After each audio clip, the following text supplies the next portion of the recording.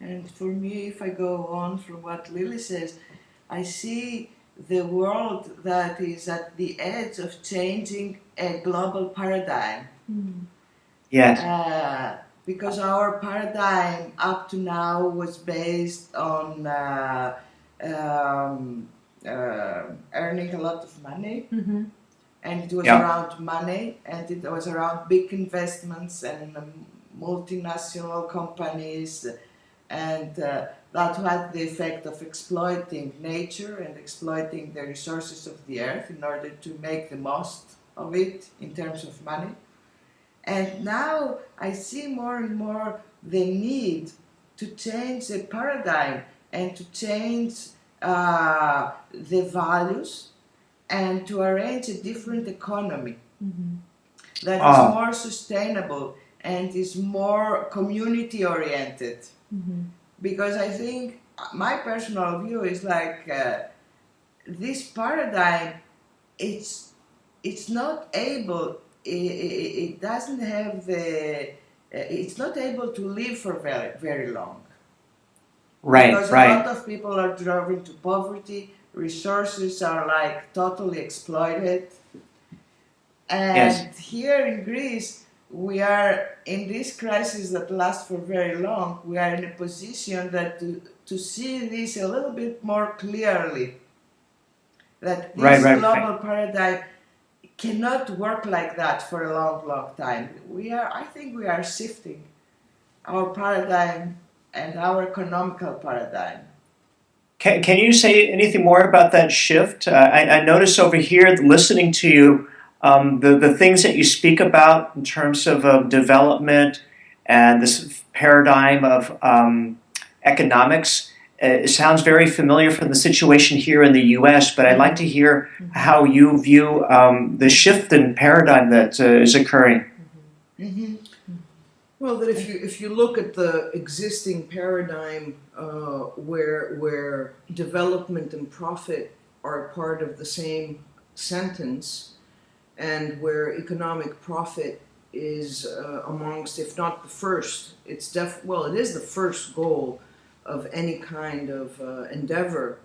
That creates a huge question about the value that we give to money and at what cost.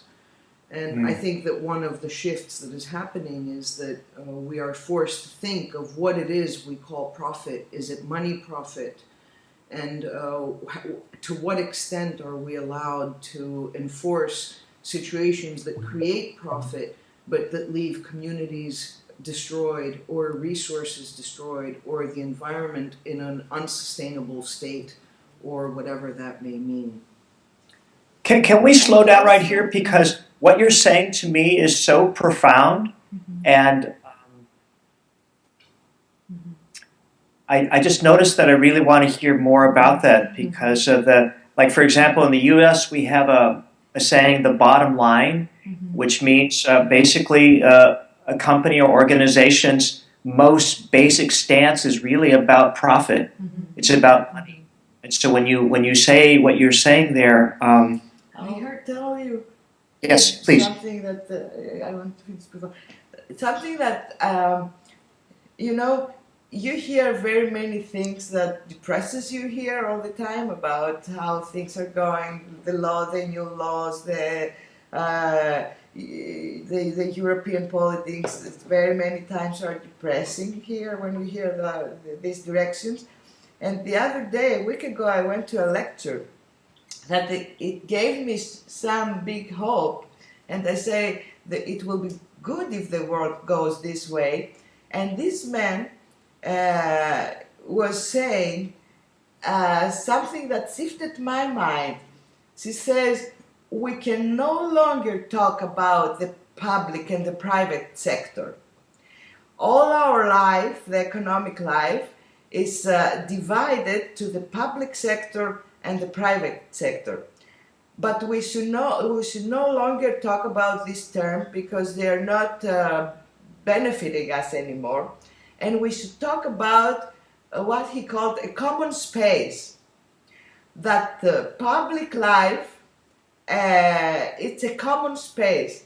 And people start to think about our public life as a common space, meaning that we have resources, public resources, that is like that is that is a good that belongs to everyone, and everyone should Yeah. be responsible for that. And he was giving paradigms about the water or the roads or the health system or the educational system. He was saying this is a public good, and everybody should be responsible for this public good and should have an opinion about this public good. And it reminded me a little bit a public life that is will include some sort of a group process there. Meaning that when we have to decide how we manage our water, people who live in an area, they will bring their ideas, they will have a say, and they will share this public good according to their needs and according to the capacity of their water resources.